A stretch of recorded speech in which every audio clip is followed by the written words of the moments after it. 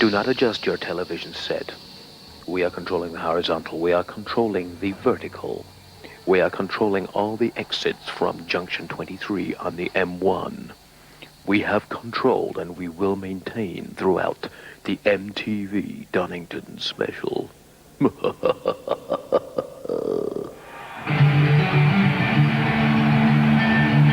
left alone. My mind was blank. I needed time to think, to get the memories from my mind. What did I see? Can I believe that what I saw that night was real and not just fantasy? Just what I saw in my old dreams were the reflections of my woman staring back at me. 'Cause in my dreams I know right there in the face that twists round my face into despair.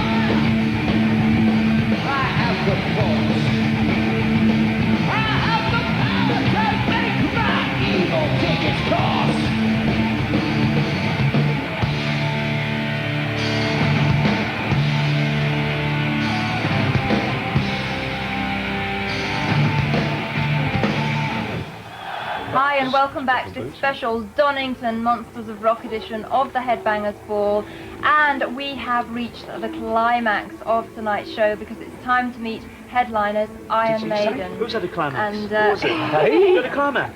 Nico and Yannick have Does joined me. Ricky know what you're saying on this here air? Hello, boys and girls. How are all you lucky people? Yes. It's Jan the man. Hello. No, Still the good-looking one in the band. Isn't that nice to know? Now, you guys headlined here in 1988, of course, and do you think that that's going to make today's gig even more challenging than it was 4 years ago? Yeah, I think it's going to be more challenging, yeah. It's perhaps going to be a little different for us because the first time you play somewhere, it's always real nerve-wracking. Not to say that this isn't going to be nerve-wracking for us, because we do suffer rather bad flatulence before gigs, boys and girls, I must add, so keep away from the dressing room with naked lights. Naked people's all right, but... Naked flames. And flames. But, yeah, it's going to be, I think, because, you know, it's been 4 years since we were last... Well, we did a little English tour after the Donington 88, and then, of course, we got Jan in the band as well, which is a different lineup for us. We're really kicking and firing on all 4 cylinders, but it's always going to be something special when you play in front of, like, 50, 60,000 kids in your home territory. So I'm feeling pretty good at the moment. I don't know what, you know, 10 minutes before the show tonight is another story. And we're in getting changed for the show, but it's going to be real special, and it's always... So Donington has a mystique about it all of its own compared to any other festival around the world. Not to say they're not as good as in terms of bills and having fun, but there's something about this whole show that's it's insane. Yeah. I like things like that. Now, you guys had a big hand in choosing the lineup this year. 3 US acts, 3 British acts. Why did you choose the bands that are on the bill? Everybody got together and just put ideas forward of bands who'd like to actually play on the bill. And there's quite a few that got rejected, actually, that didn't actually want to do the gig. But I think we've got quite a good lineup, and we're very pleased about it and very proud of it. And it represents the whole spectrum of you've got thrash, you've got rock and roll, you've got the kind of stuff that Thunder do, which is kind of in the middle, which I think is great. And you've got us doing our thing, which is good. Yeah.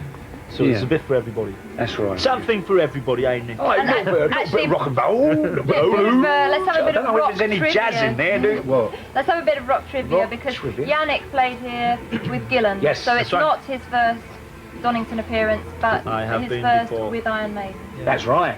So what are the lucky boys and girls going to win? Answers on a self-stamped address envelope. 2, where? Headbangers Ball. This is all going to be edited out. They're running a competition, aren't you? No. Oh, my God. Oh, well, I forgot I said that. Well, if you offer us the prize, we could run one. Okay, yeah. What kind of prize? One of your drum kits, Nick. I will, yeah. Oh, no, you can have my old stage boots. Oh, you don't want them. Nobody wants really? them. Really? I don't want them. That's right. I saw you play at the Super Rock in Germany, and it seems that you're really enjoying the live environment more than ever. You seem to have a really good morale in the band.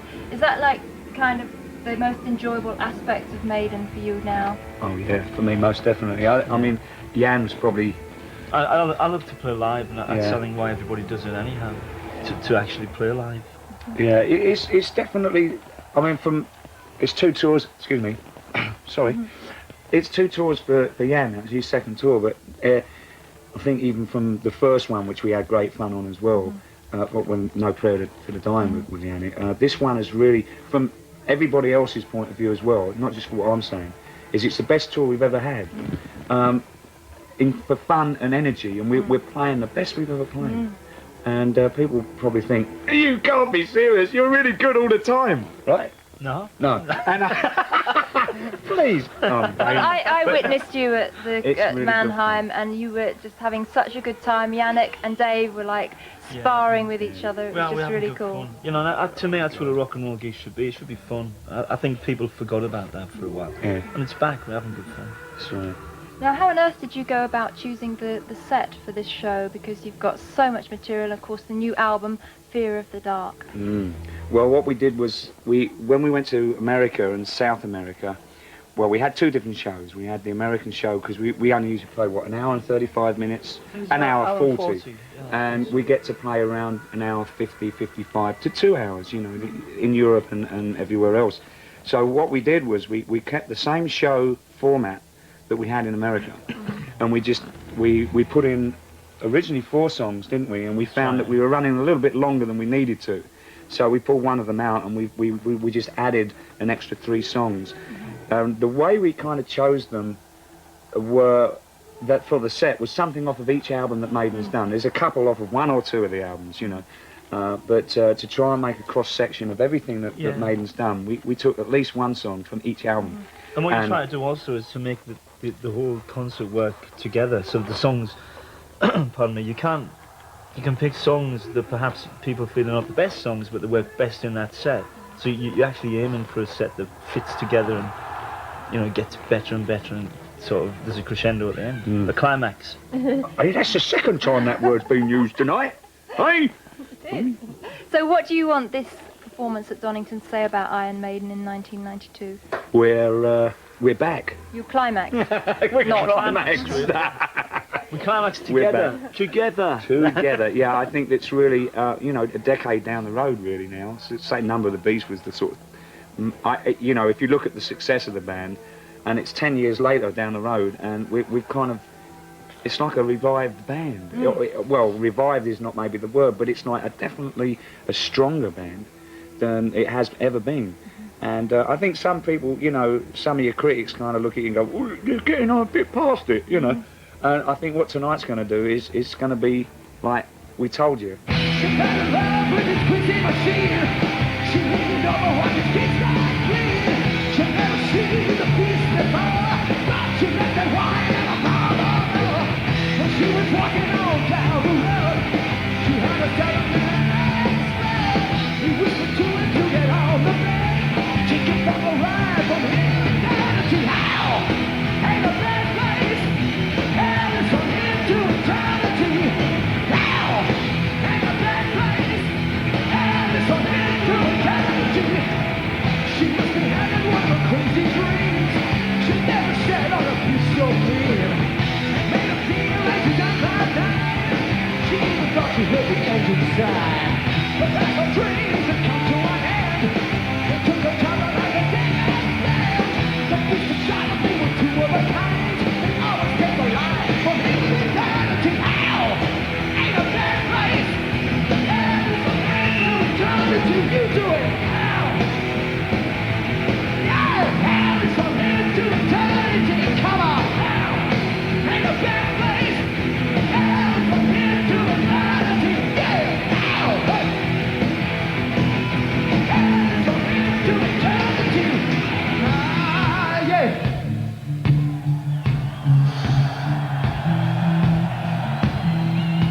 It looks pretty fucking special out there tonight to me, Donington, yeah!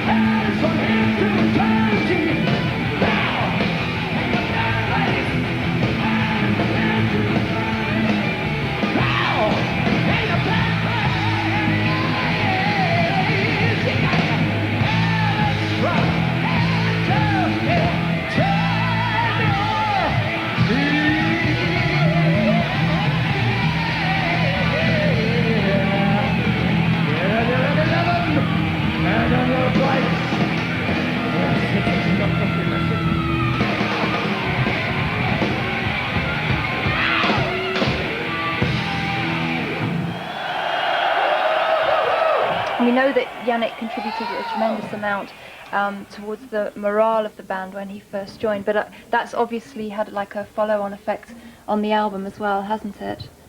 Yes. I mean, it's one of those things that happens naturally, really, if somebody, you know, vibes everybody up. And also, a lot of the material that he wrote, I think, you know, added an extra little bit of spark to everything. And it's not just on this album. I think it kind of goes across all the material, like when we play it live too. Like the old songs get sort of kick up the arse from it, you know. Yeah. Well, I saw you guys on stage at the Super Rock in Germany, and you just seem to be having just such a good time, just like really enjoying it. So would you say your morale's at like a really high point at the moment? Yeah, I'd say that it's, you know, I mean, we're just enjoying it, and I think it's probably the best tour we've done so far, really, you know, as far as like the enjoyment and playing and everything else. It's just really, I don't know, it just seems to be gelling really well. Okay. It's getting better all the time. I mean, we've been out for a couple of months now touring, and every night it's just getting better and better. Great. Okay.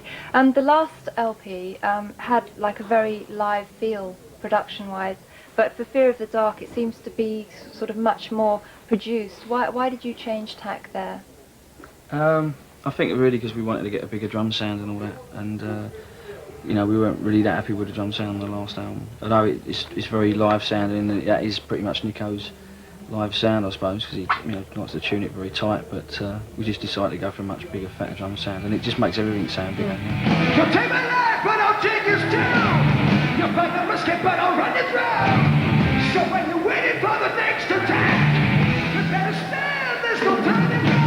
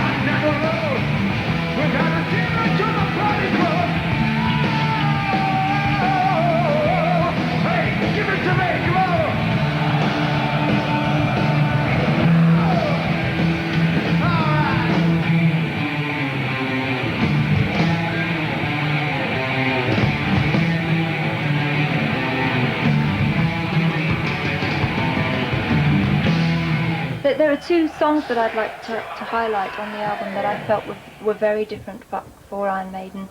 Weekend Warrior seems to be lyrically very different, and Wasting Love musically very different. Could you perhaps talk a little bit about those two songs and what inspired them? Yeah, Weekend Warrior, I mean, I wrote the lyrics to that. It was just really about football hooligans or the lack of them these days. But it was also just saying about the different social pressure you get when you're in some sort of group or gang or whatever, even from like really young. You know, it's sort of really difficult to sort of leave a gang or whatever, you know, sort of pressure or whatever from the others in it. And I think most kids sort of go through that, you know, sort of stage or whatever. And yeah, I mean, I didn't really think at the time that it was that different a lyric really, but you know, a lot of people have said so since. I suppose it must have been. And what about Wasting Love? Is that really a song more about how much you can hurt yourself rather than somebody that you've hurt? Well, both actually, because there's so much. I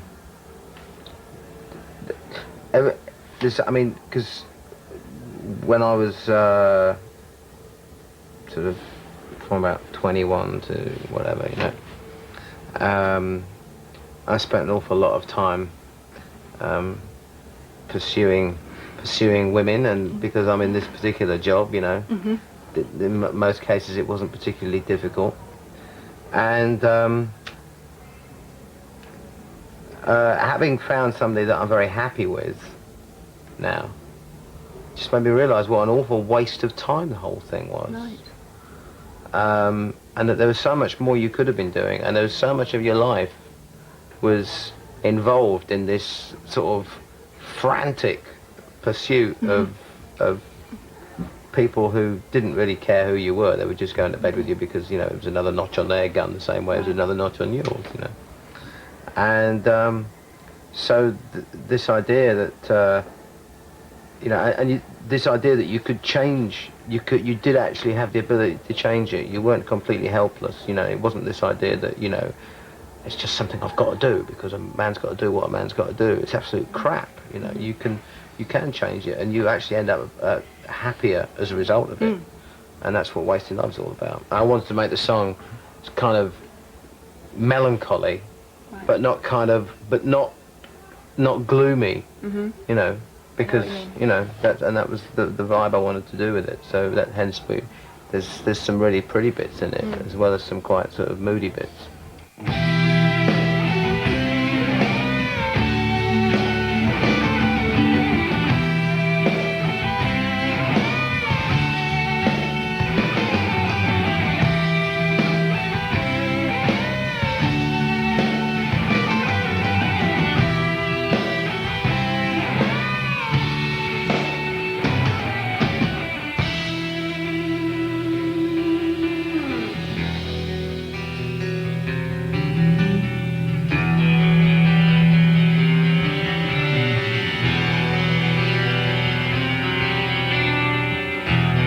Maybe one day I'll be an honest man.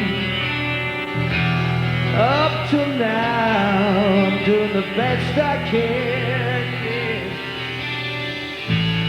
Long roads, long days, of sunrise to sunset, of sunrise to sunset. You dream on, brothers, while you can. You dream on, sister, I hope you find the one. All of our lives covered up quickly by the tides of time.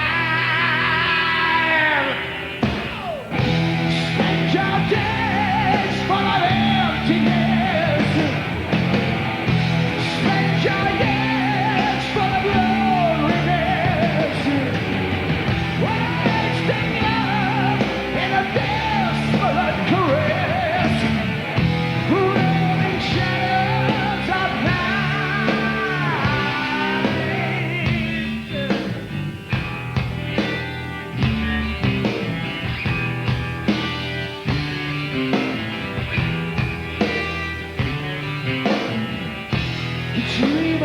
others while you can.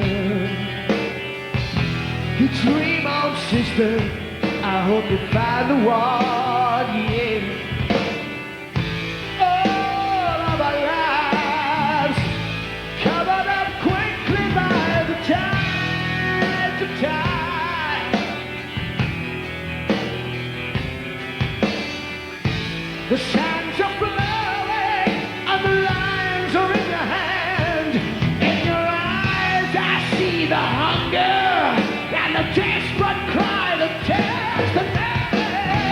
Spend your days full of emptiness. Spend your years full of loneliness.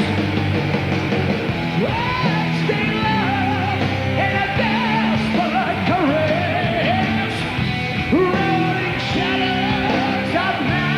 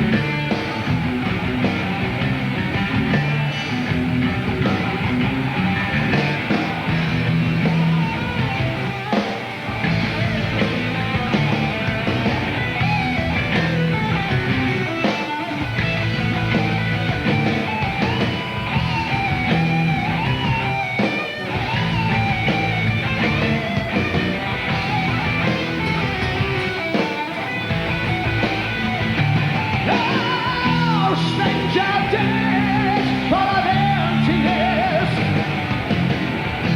Spend your years full of loneliness. Wasting love in a desperate caress. Rolling shadows of night. Spend your days full of emptiness. Spend your years full of loneliness. Wasting love in a desperate caress. Rolling shadows of night.